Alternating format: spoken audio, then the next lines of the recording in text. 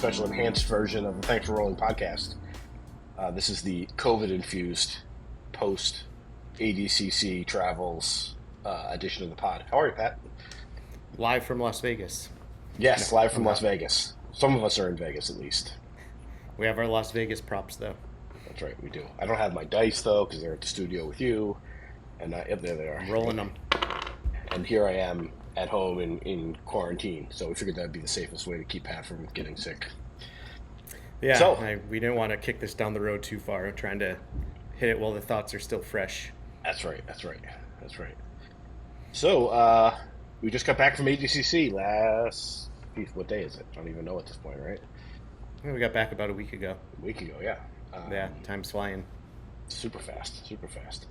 So I think we wanted to, kind of give our thoughts on the weekend overall. Obviously, a ton of activity happening with the CGI event and ADCC happening at the same time. I think we've both been holding back on the hot takes, right? Yep. So I'm curious, you want to rip right into it? What was give me your overall impressions of the weekend? Well, I guess for transparency right up front, we did not attend CGI at all, so... Correct. That's right. I think the big news is everyone's comparing one versus the other and what was better and blah, blah, blah. But, I mean, since we only attended one event, so I think to let people know right up front, this conversation is going to be just about what we saw at ADCC, since CGI, we just streamed it like everybody else at home. Right. But, I mean, right off the rip, my high-level thoughts on ADCC is it was still a great show, as promised, as anticipated. I think the overall excitement in the arena was a little bit lower than 2022, but I don't know that that's the fault of anybody. You know, you can't force exciting matches. They either happen or they don't. I think 2022 just naturally had some more exciting matches and moments than 2024. So that opens the question, right? Why do you think that was? Why do I think it wasn't as exciting? Mm-hmm. Well, I mean, some of the most exciting grapplers out of, at least one or two of the most typically exciting divisions were pulled over to CGI. I don't even know how many of the top competitors out of the 77 division pulled out of ADCC and went to CGI. So, I mean, that's an elephant in the room that can't be ignored. If you look at the 77 division, what it was supposed to look like for ADCC, the majority of the most exciting guys pulled out of that division and went over to CGI. So you can't ignore the fact that happened. I think that still ended up being a great division. There were still really exciting matches there, but I mean, you lost Andy Varela, Joseph Chen, Tommy Langacker, Cade Ruotolo. Mm-hmm. So I mean, those guys, Andrew Tackett. I mean, those guys ended up having the most exciting matches at CJI. So it's obvious that some excitement was stripped out of the ADCC division. Right. I also think when we went in 22, right, it had been a little while since there was an ADCC based on COVID and whatnot, right? So right. There was a lot of they had missed a year. So maybe people are a little more hungry. I do think that the energy level was lower in the arena than I remember it being in 22. But even from the jump, right? Like, I think about, and I know people bust Mo's balls about like the drums and the fire and this and that, right? But I do think some of that does lead to excitement in the arena. And he kept saying, "Oh, this is gonna be a show like you've never seen before." And I kept thinking during it, I'm like, "Yeah, it's pretty average." Like, I mean, it's still an awesome. I mean, the weight of the event is still really important, but I didn't think necessarily that the presentation was that spectacular, right? And again, I don't know how much of that really plays into the energy, right? Is it a lack of spectacular finishes, a lack of big name matchups? I don't know. I do think though that the lack of that like top end exciting talent going over to CGI, I think that definitely impacted the overall excitement of the matches, right? Not necessarily the weight of the day, if that makes sense. Yeah. The days. Yeah, and I think What was I just gonna say? I had a thought. Well, I saved it until you were done talking, and I lost it. We'll come back to it. But I agree. A lot of here's where I was going with that. Looking at what some of our criticism was last time around after 2022, it was around kind of some of that extra showmanship that was put into the event, and the majority of that got cut out this time. And although maybe it sacrificed some of the buildup and excitement, it made it a much better viewing experience in house. 100%, 100%. Yeah, and that's actually one of the notes that I have here is that overall, I felt like the weekend itself, operationally, was 10 times better than what it was in 22. The arena, 100 times better, right? And obviously, it's a state-of-the-art, brand new arena, right? That was night and day. Having the seats, night and day, right? Being able to get up whenever you wanted to, and we were lucky enough to be in a section that had a nice lounge behind us, but even just being able to get up from your seats and not having to worry about losing them for the rest of the weekend, right, was a big deal. Obviously, all the food selections, the timing of the matches, and like there wasn't long stretches of delays. As soon as the match was over, they had the next guy coming out. There weren't those periods of time where I found myself at 22 looking at like, why the hell do we have two open mats? And you're just waiting, right? And that stuff just made the days drag on at that last event. And I remember saying, in our recap, like my hot take was, I don't think I need to go back, right? Because of all those things. And obviously, I'm happy that I did go back. But all those things were fixed. Like there was no, in my mind, it was a well-run, it was a well-run operation for that, for the weekend. Yeah, they were just firing off the matches. I mean, we were critically watching the clock on day one because we had gone to the Big Ten wrestling tournament, and we're amazed with how precisely they ran their show on time. And we got to day one of ADCC, and I think it was opening ceremonies were scheduled for 10 maybe, right? And 10 o'clock on the dot they started calling the competitors out. Yeah, it was pretty good. And then they took and they got through that quickly this time, and then they still took a brief break to allow the first competitors time to warm up, but they put a clock up on the screen, and they went a few minutes longer than what the clock said, but I mean they got right to the action. It was like 15 minutes. Right. Yeah, it was good. It was good. I also think like not having. Yeah, it was just the waiting, right? The waiting was the worst part last time, but we didn't really deal with any of that stuff. So regardless, I mean, because it's a long day already. Yeah. So you take a long day of action and then just interject lots of waiting. It's not a fun experience. Right. But all that was fixed this time. Every other time that they took a break, they put a 10 or 15-minute timer up on the screen, and as that counted down on the dot, we'd look down and see the MC was standing on the edge of the mat ready to go. Yeah. So yeah, pretty good. Pretty good. I mean, that's the kind of stuff that I think has to happen for like people to continue to go back, right? Like if it's torturous to go for a weekend, people aren't going to go, especially if there's competition from other events. Yeah, or for the streaming or the at-home viewership, you have to know when the event is on. If you're trying to watch the football game on Sunday, you're not sitting around guessing when it's going to start. Right. They tell you when it's going to start, and that's when it starts. Yep. Good point. So I have a list of various takes here. I think you have something similar, don't you? I do. What do you think? Do we just want to run through them, every other, or how do you want to handle it? Yeah, I mean, we probably have a lot of the same topics, so yeah, just fire through them. All right. So the first thing that I wanted to mention, we already talked about. The very first thing at the top of my list was hurt by lack of top talent. And that's not taking away from anything from the guys who were there, but just some of those exciting big names. And the guys who have really exciting styles were in CGI. And I think that hurt the matches. We already talked about that. Yeah. One of the things that stuck out to me in the days, maybe even the weeks leading up to CGI, ADCC, as it relates to CGI, and then seeing some of the commentary after, like the night of each event, was, man, I feel like people love getting sucked up into the drama and the gossip of like Craig and Gordon and John Danaher and like I in my mind, at the end of the day, from a titles perspective, CGI doesn't mean shit, right? It's great that they won $1 million, right? It's great that they got paid to show. I'm all for that stuff. I think that should happen at ADCC too. But from like a titles perspective, it doesn't really matter. ADCC is still the big dog and still the one that you want to be able to hang your hat on at this point, at least.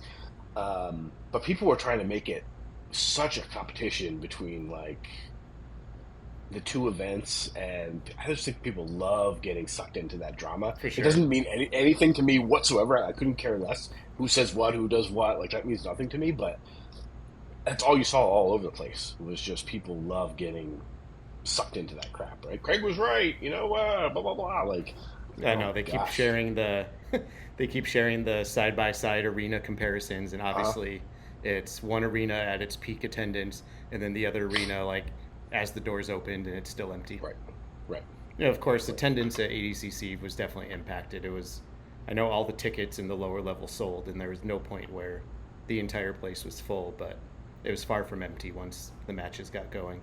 And I think Yeah, at the end of the day, it was two great independent events. They both did their thing. They're both awesome shows, great matches. Um, if CGI keeps going forward, it's just a decision competitors will have to make, right? Do they want to hang their hat on the prestige of ADCC, or do they want to take the gamble for the big money? right.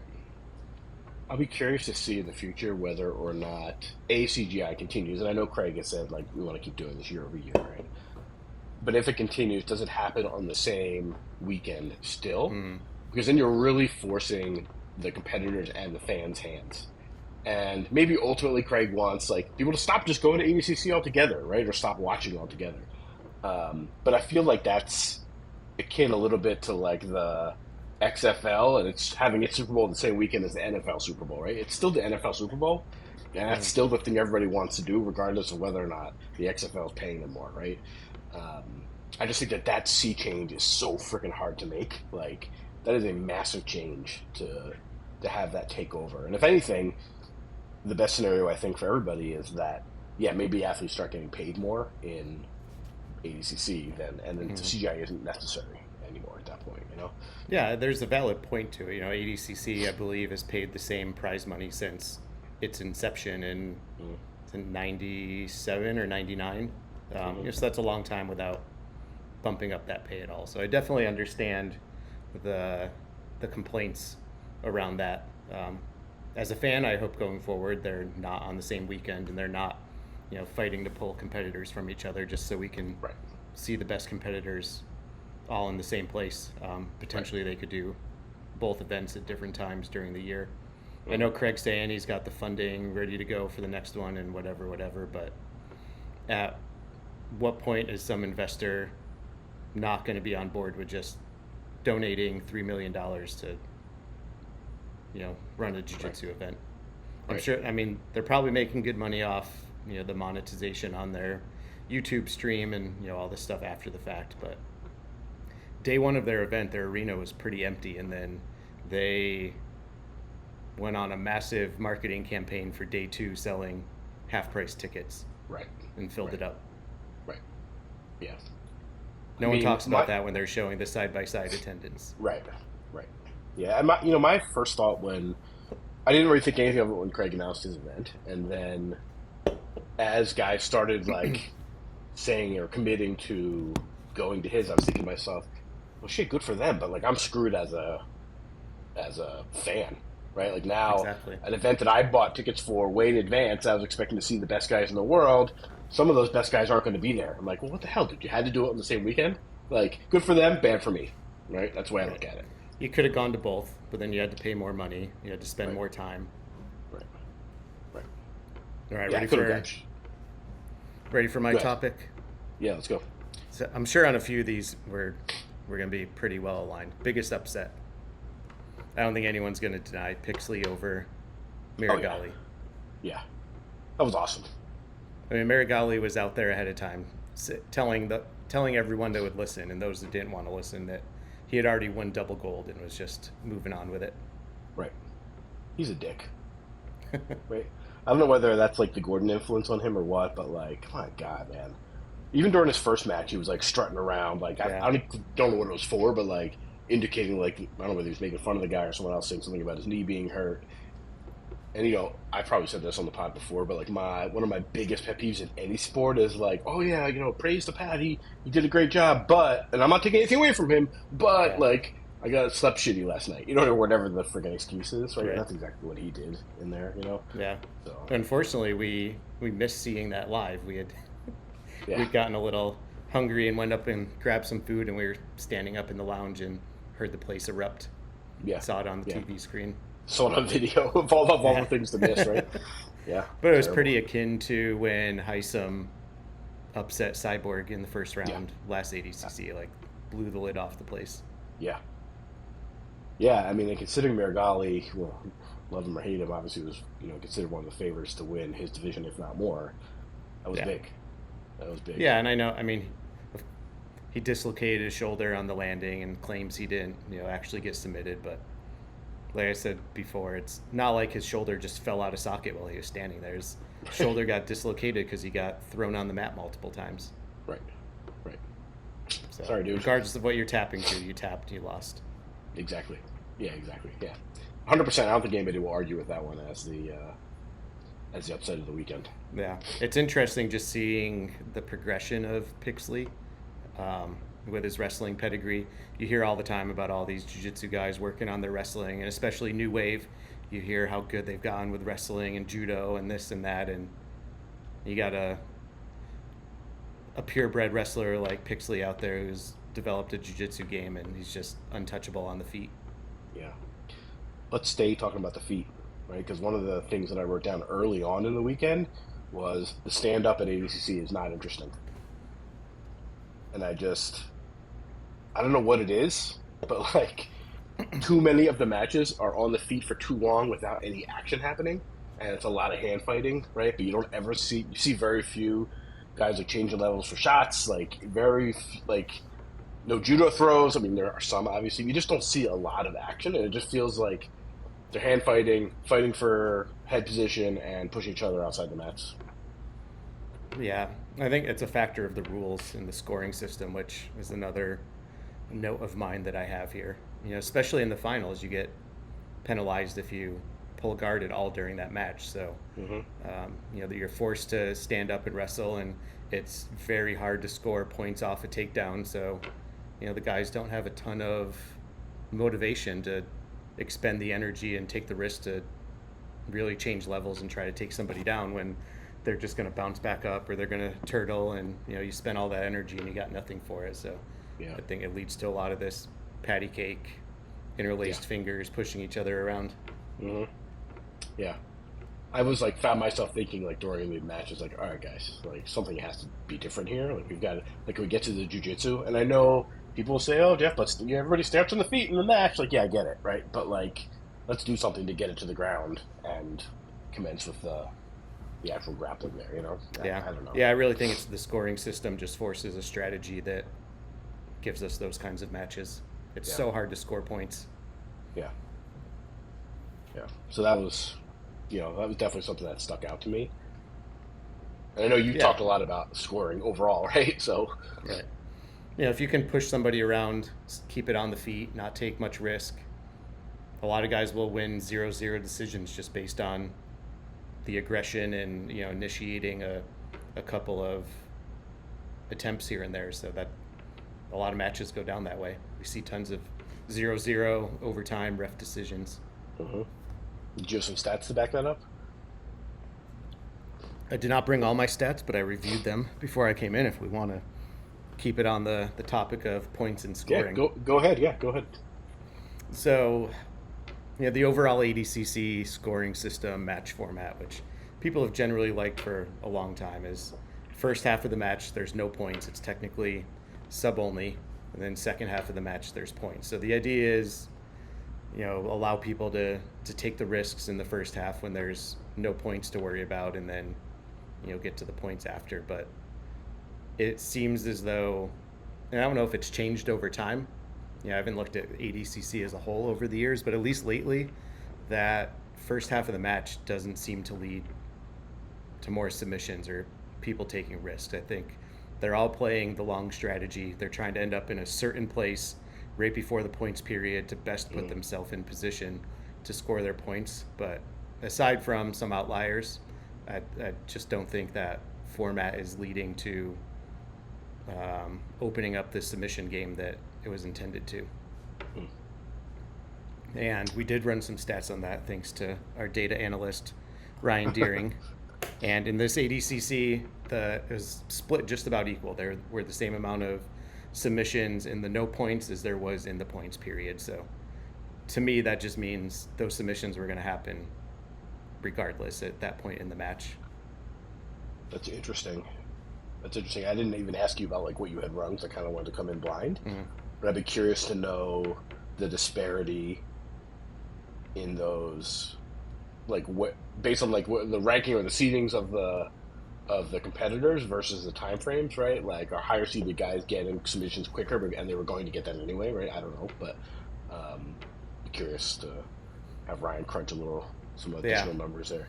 And the second thing with scoring I wanted to look into that we weren't able to find good enough stats on to really analyze is I don't think that the overtime often leads to a conclusion to the match. I think if they had just scored the match at the end of regulation, most times you're just going to get the same result as after the overtime. I don't think there's not much scoring happening in overtime because, again, it's the risk thing. You know, they went 0-0 or tied score into overtime. They know they have 5 minutes left, you know, in the early rounds, right? They can just continue to push the other person around, look aggressive, make a couple of exciting plays out of bounds, and walk away with a decision versus really taking a risk to score and getting countered and losing. Yeah. Excuse me. There were so many matches we sat there and it goes to overtime and it's like, you know, we're just sitting there waiting 5 minutes for the match to conclude because nothing definitive is going to happen in that period. Right. More stand up, more patty cake. Yep. Yeah. What was the number that you saw? You mentioned it last week about the amount of matches that had scoring.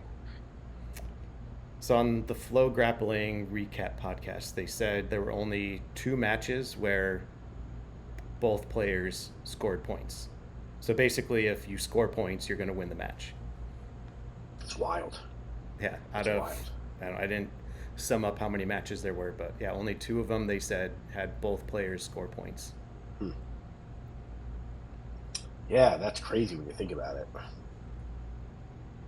I don't know how long ADCC's format has been the way it is, whether it's been that kind of split since day one. I don't know, right? I just to me that seems to be like the hardest thing for them to change, or even if people recognize it even as a problem, right? I don't know, is it a problem? To me, I want to see action happening. That's the number one thing, regardless of how you score it or how you judge it. And just pushing each other around for 10 minutes doesn't cut it for me. Like, that's boring action, you know?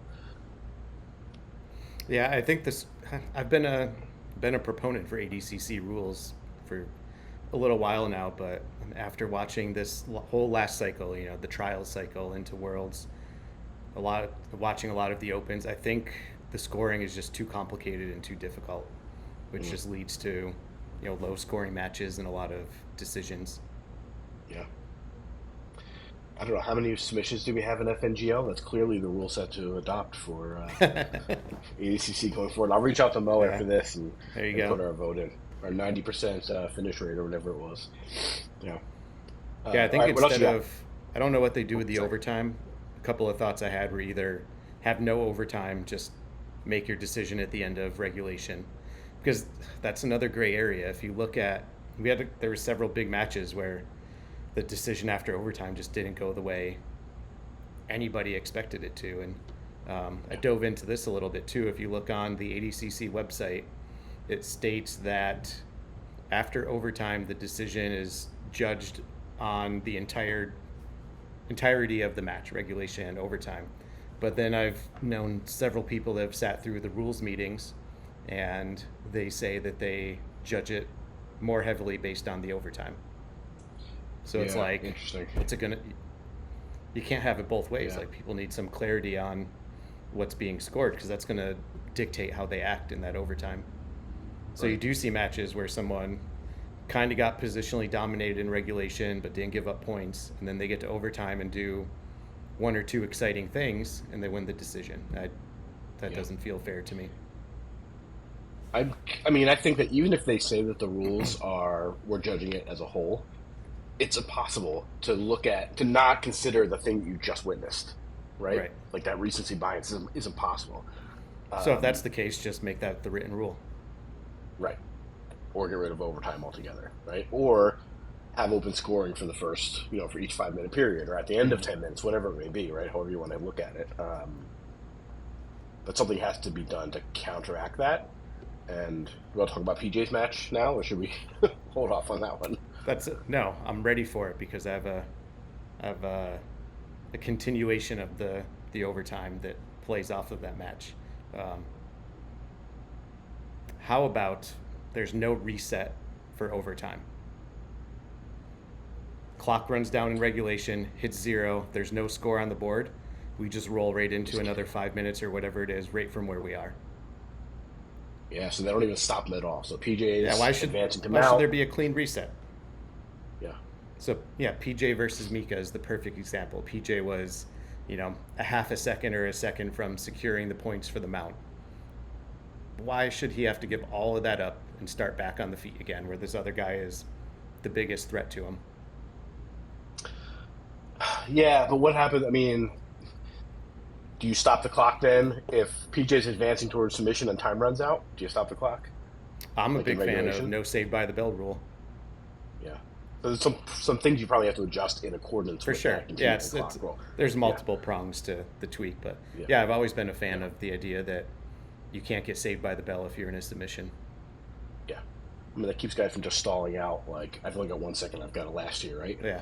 Um, And people would be like, "Oh, I yeah, got I a like that. draw." And it's like, "Did you really? You were in a deep arm bar as time ran out." Right, right. If the match had been 3 seconds longer, you would have been done. Yeah, Yeah, yeah. I like that. I like that. The crowd was not happy with that decision, right? Is that the biggest boos we heard all weekend? I think so. Man, I might have felt worse about that than PJ did. Like I was sick to my stomach. I was just done with the event at that point. That was tough, man. That was tough. I'm not very like that one is one you feel right because you're just expecting them to announce his name at the end of the regulation, and they're talking for a long time, right? And you're like, what the hell?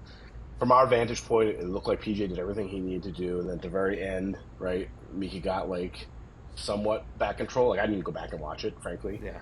Um, but it appeared like that single maneuver by Miko is what won the match for him, just based on the fact that he won. Right. Period. And if the judges are indeed scoring or judging the match based on what happened in overtime, then I can see how that was their decision.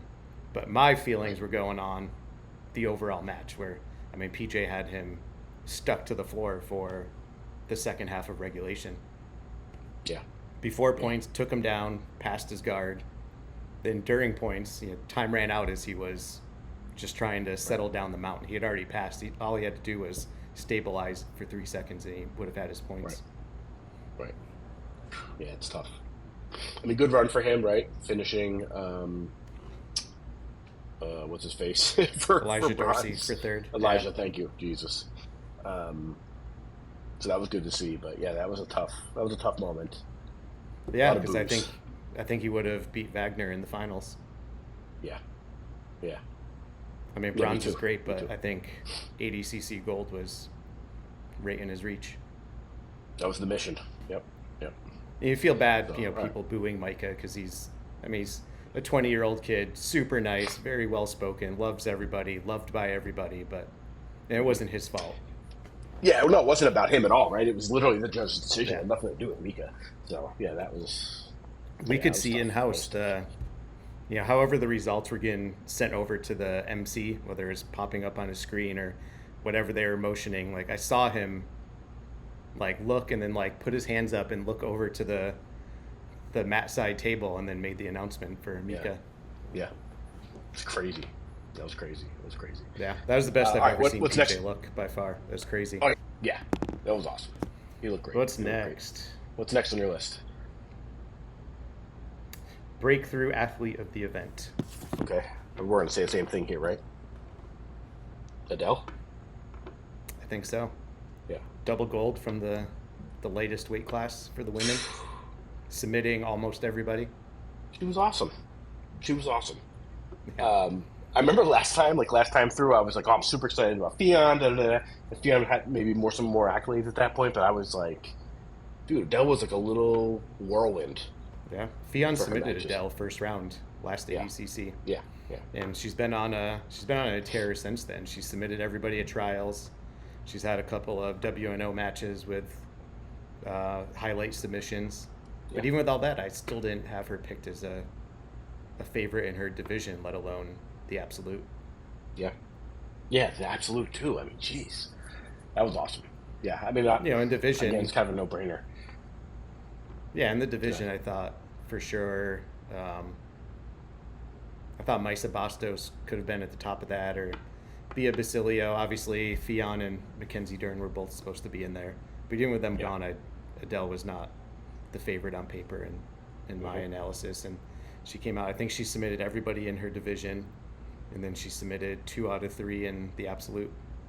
It's crazy.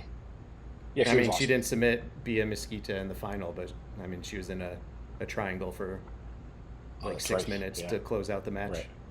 Right. Right. Yeah, I just love her Uh, energy too. She's very positive. Um, yeah, it's fun to see the humble up and comers have that yeah. breakthrough moment. Yeah, it's great. It was great. I liked her little call out of somebody at the end too. Right. That's Yeah, nice. Putting Fiona. Not, I should say putting Fiona on notice. That can't be possibly happening. But I do like the idea that she said like, "Hey, you said you'd be here. Like, let's do it again." yeah, So, it's the right call for yep. sure. Yep. Agreed. Agreed. Um, what was your take on the crowd overall? We saw a lot of names. We saw a lot of celebrities. If you were celebrity hunting, you would have been a happy camper, right? If you had Yeah, your signature book there, right. your If you brought autograph your book. autograph book, Yeah. Yeah. at Um, least around us, it was interesting. It seemed to be a not so educated crowd sitting right around us, yeah. which is Yeah. fun because that means more people are getting into spectating jujitsu. So that's really cool. Hmm. So that leads me to one of my bigger questions that I had written down, right? Is that I heard a shitload leading up to the weekend, but I think during the weekend too, like listening to some of those, like the recaps. And I think, I had posed a question on on the gym Discord about Gordon Ryan moving to MMA if he wants to become a star. And some of the responses there were about growing the sport of jiu-jitsu. And I'm curious to get your take on what that means. Like, is growing jiu-jitsu as a sport something that can happen? Has it maxed out? What does that even mean to say that it's growing? Right? Hmm. What's your take on that? I don't know. I think growing. So growing, you have. I look at that as getting people to watch casually, right? People who Expanding wouldn't the normally watch, viewership and yeah. the fan base beyond people like us because Hmm. it's obvious we're going to watch it. But can you get? Can someone flipping through the TV channels stop and watch? And right now, I just don't think they can. Um, Too many formats, too many rule sets. A lot of stuff doesn't make sense. Uh, I mean, kind of bouncing back to the scoring situation. People that are as deep into it as we are, people that are in the matches and the coaches in the corners, can't always completely understand the scoring and why something happened. So how do you get some casual person to watch it and get invested if they don't understand? I mean, Kate was Yeah. sitting next to us, like, why does he not get points for that? Why did that guy lose? Yeah. Why did that guy win? And it's like it's not obvious, and she knows enough jujitsu that she can, analyze that herself, and still you can't just quickly pick up on the what's and the Right. whys. And I think all of that Right. needs to get kind of unified before it's going to grow much beyond where it is now. Because the majority of the arena, it's still jujitsu people, and I think the only non-jujitsu people are friends that went with jujitsu people. Right. Right. And I question honestly, like what growing would even look like because you're right. I do think it involves like being able to attract the casual person who's, flipping through their channels or saw something's going on, like, not someone who's friends with us or friends with a competitor or whatever it may be. But then I think about all the other sports that are out there, right? And like what any sport? Name a single sport outside of basketball, baseball, football, hockey, soccer that is what you would call big, right? Hmm. I mean, collegiate wrestling, right? Big following, but I wouldn't necessarily consider that to be mainstream, right? No. So how big can jiu-jitsu get? Like, it's never going to get as big as those big 4 or 5 sports, right? Um, so like to me, like when I think about like, oh, what Craig is doing is going to be great for growing the sport. I'm like, is it? I don't think so. Like, what else is there to grow? What else No. is going to What he's happen? doing is it's great to get the top echelon paid appropriately, And that's but it, that's it. right? Yeah. I just don't think like the whole growing the sport thing. I think people have this illusion that eventually jujitsu, with the right things fall in place, that jujitsu becomes as big as even the smallest of the big sports, right? Like, does jujitsu even become as big as, I don't know, soccer, swimming, gymnastics? I don't know. No, it doesn't. I don't think it ever does. And I Um, also question, why does it have to, or why do people want right, it to? right. It, I I mean, I even think as a that like business owner that could profit off of it, it's still not a priority in my books. yeah. Well, I think people want other people to like the things that they like, right? Like, I want everybody to be into jujitsu because I'm into it, I guess, right? I mean, why else does it matter? I don't think it gets any bigger than it does, and I don't care that it does, frankly. I just think as long as I can practice it, I can hang out with the people who like it, who I like to be around, Hmm. I can go and see cool events, I'm good, right? Like, I don't need it to be on NBC, right? Or I don't need it to be, one of the top 4 or 5 sports in the Yeah, country. yeah, I don't I'm know. pretty It's not good as with where it interesting. is. Yeah, yeah. It's big enough that most people know what you're talking about when you mention it. We Hmm. get to go see some really cool events. Right, I'm one of the right. few people that doesn't even have a problem with flow grappling. Yeah. Well, me either. Right. I mean, there's some Agreed. wonky stuff with their broadcast sometimes. I get annoyed when the commercial volume is way too loud, or Hmm. there's a hiccup here and there. But I don't know, man. Hmm. Everyone complains about the price, and it's just not that much money in the grand scheme. I couldn't even tell you what it is, Pat. Honestly, like I pay for it once a year, and I don't think about it the rest of the year. I think it's Like, like $150 for the year. yeah, But people be like, I'm not paying 150 to watch one event. But they say that every event, so you're not paying it for every event. If you just have it and keep it, I don't know. I watch right, everything that's on there that I want to. right.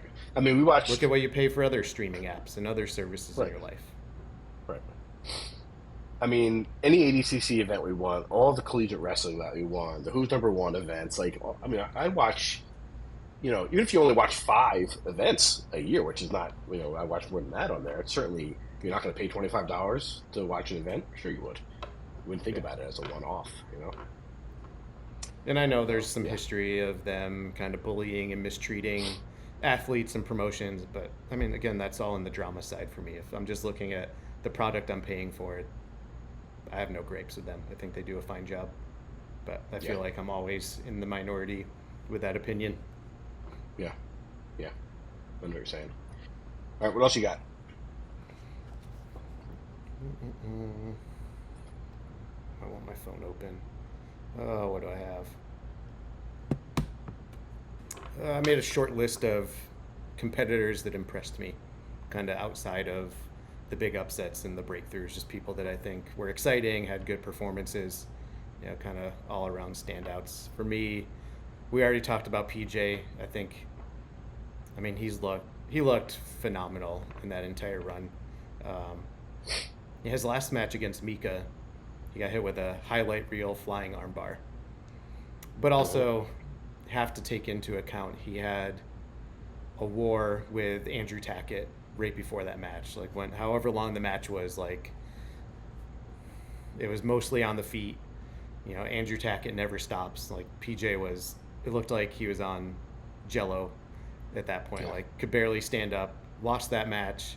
Tackett was injured and he got called up to go against Mika like last second. Like so you should kind of discount that one. But in my mind, I'm like, oh man, like PJ won his first match. Now he's got to go against Mika, but he just went out there and just put it on him. Like I've never seen Mika get tired like that. I've never seen him. We've seen him lose. He lost later on. It's usually quick surprise submissions. I've never seen someone hmm, just hold him down and pass his guard. So Yeah.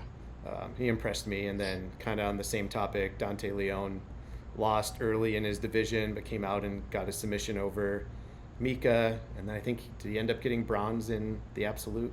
I think bronze. Yeah. Yeah. So that's always cool, seeing a guy that loses first match in their division and just get like reinvigorated to come out in the absolute and win some big matches as a Yeah, smaller because guy. he was waiting the whole entire time, like, please get me back out there, right? Yeah. Yeah. And then I had a lot of fun watching Owen Jones. I love that kid's energy. Yeah. Some big Tough loss submissions. at the end, but yeah, Yeah. yeah. One of the other guys, I know I said this to you 10 times during the event, but like watching Isaac Michelle, kind of putting his work in the Penn State wrestling room, Yeah. to use there, right? I mean, he was one of the few guys, if not the only guy, who would consistently run back to center, ready to go every single time they went out of bounds, right? And just really trying to wrestle these guys. Yeah. Full of energy. That probably is what started my initial thought about, like, man, the stand-up in these things suck, because he was putting a different level of energy into that. And again, obviously, training with Bo and all those guys down in Pennsylvania made a big deal, a big difference there. But you saw the pictures of him training with Jason and whatnot. So Yeah. I mean, he that only stood out to lost me. his match in his division. It was, I mean, a momentary lapse in judgment. Lot, lost a little bit of focus because they were in overtime.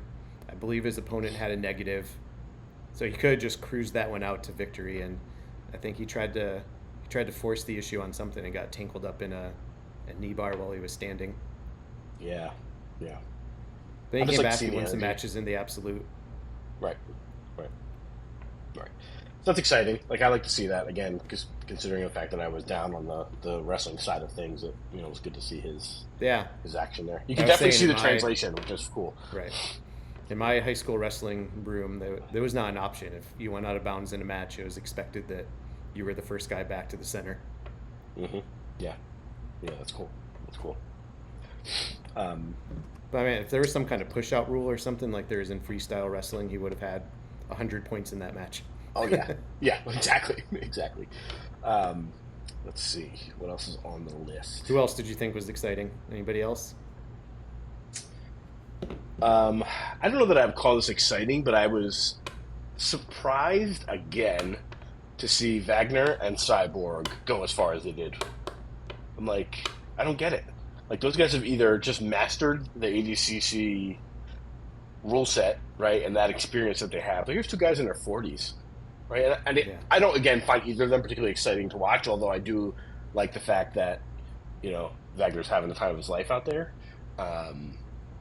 But I'm like, I'm just amazed. I'm like, these guys can't, nobody's knocking these guys off, right? Yeah, they've definitely mastered the rules and the strategy for that tournament. With Wagner, again, you can't discount the fact of how many of the top guys were out of that division. But Mm-hmm. I don't think he would have been in the finals, but I think he still would have done well even with those guys in, because he's hard to submit. He's very competent on the feet when it comes to that format. Not the best Yeah. wrestler offensively, but very hard to score on, especially from Yeah. the feet. But I mean, I mean- Cyborg, the heavyweight division, there's no Nicky Rod. There were a couple guys out of there, but yeah, I mean, Cyborg just did it. Yeah. That was another note that I have. It said heavyweight division question mark.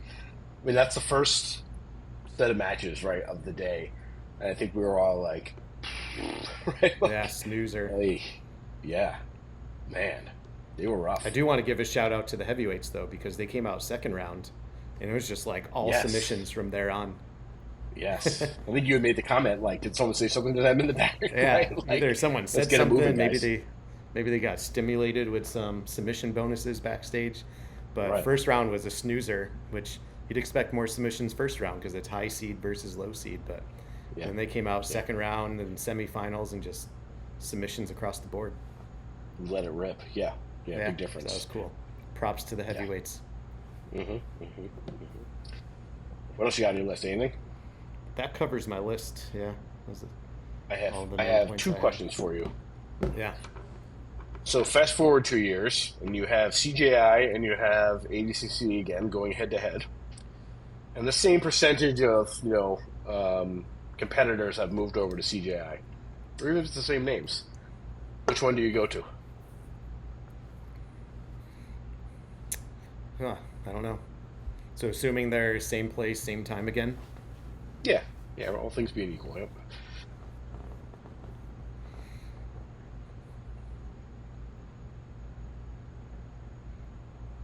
It would be a toss-up for me. I don't know. I don't have. It's not like I don't have absolute loyalty to either of them. No ties to either of them. Like you said earlier on, this year is kind of. I mean, we bought ADCC tickets way in advance and didn't want to split our time at two events, so that's where we went. But given a chance to do it all over, I don't know. What would you do? I think if I was only going to go to one, I may like to experience CGI, but there's a part of me that is like resistant to giving in to the hype, right? Like, I still think the ADCC is the medal to own, right? Like, that's still the world championship, right? I still think that that's an important event, but I also want to see the best matchups. Like,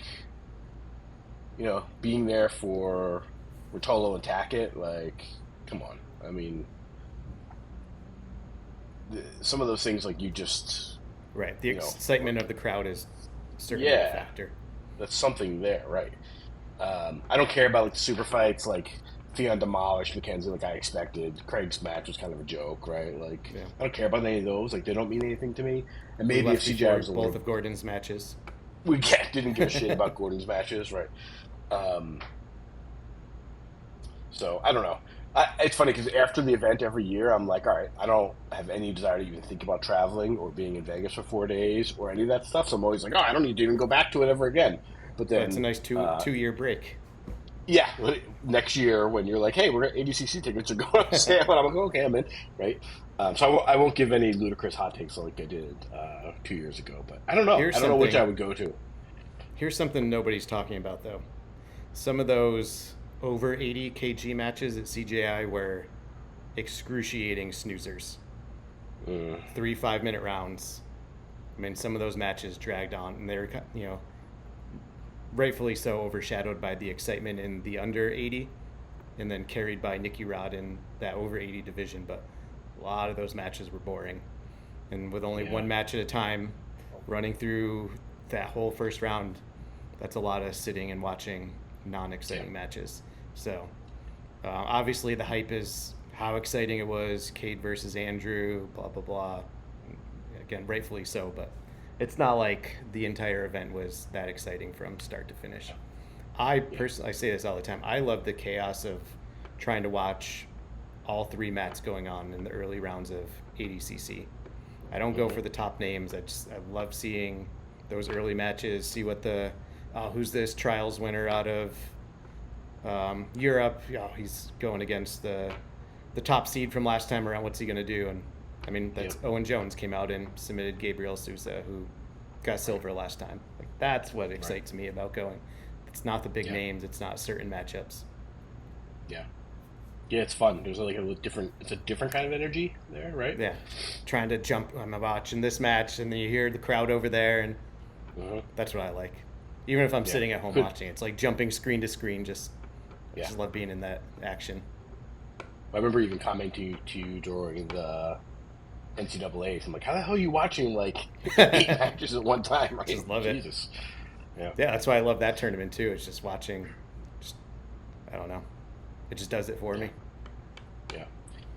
Would you prefer that whatever event ADCC is in Vegas again, or would you like it to be someplace else? So I think as long as it was somewhere nice to travel to, I don't care that it's in Vegas. But it ends up being, it's a big trip for us. Kate comes along, so I'd prefer it to be somewhere that's like nice to travel to, and there's other stuff to do on, the day before, the day after. But no, Yeah. I prefer it was not in Vegas. Put it in San Diego, Yeah. Austin, I don't know, Florida, down by the beach somewhere. I don't care, just Yeah. somewhere that's good to travel to and make a trip out of it. For us, it's hard to get away from the house and the farm. So if we're gonna go do something, I'd prefer to make it a bigger trip than just seeing a jiu-jitsu event. Yeah. Yeah, I don't care about Vegas one way or the other. It's like, all right, I don't know that they'll ever move out of there, and I did like the arena, but I mean, you could put it anywhere, and I'll be fine. Yeah. Yeah. I just lost my. Oh, I was gonna say, the only thing about it is you won't get a chance to zip line Well, now it down the gets to do the streets at zip 100, line. 100 miles an hour. I got the photo right here.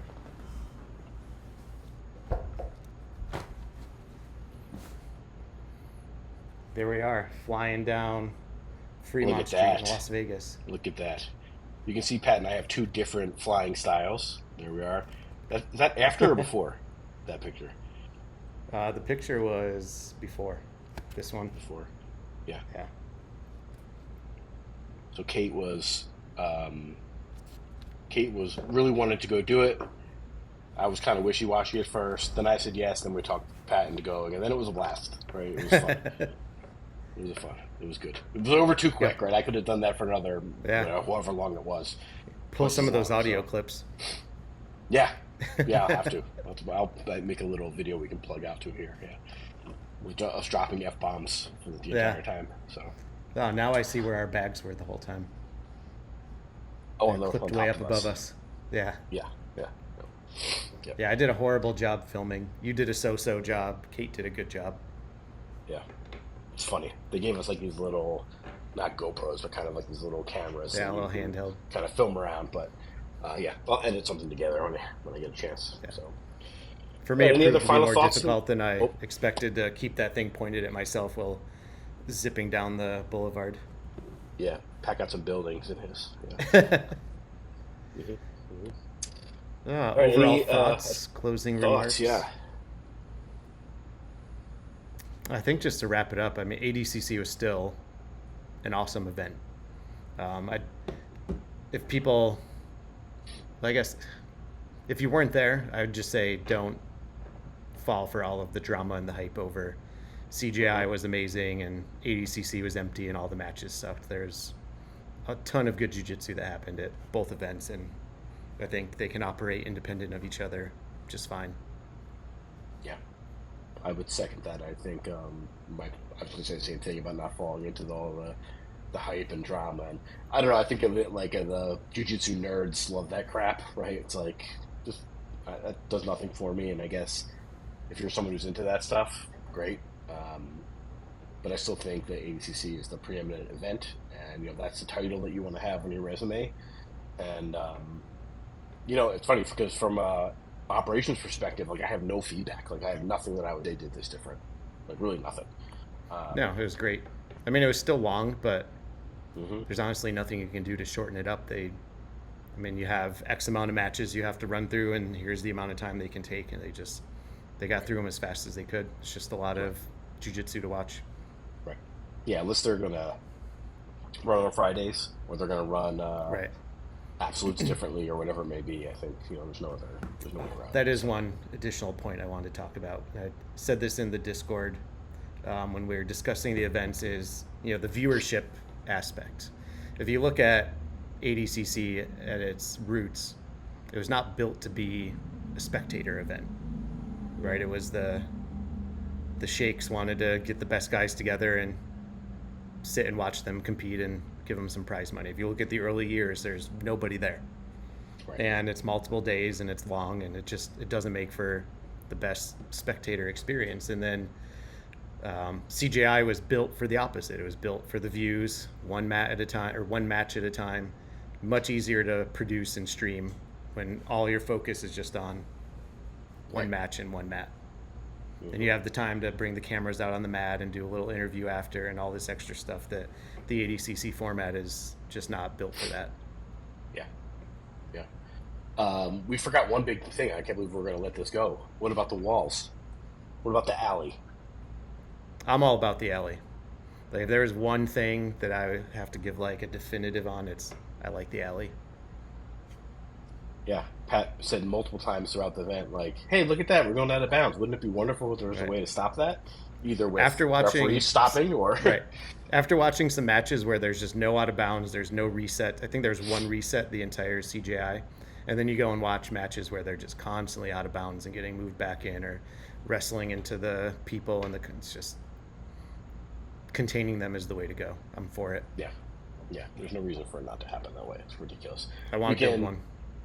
We can let the matches go when they're going out of bounds, but we can't let the matches go when you're just about to get submitted and the clock runs out, or OT's about to begin, whatever it is. Yep. Pro alley here. Yeah, yeah. When are you going to build one in the gym?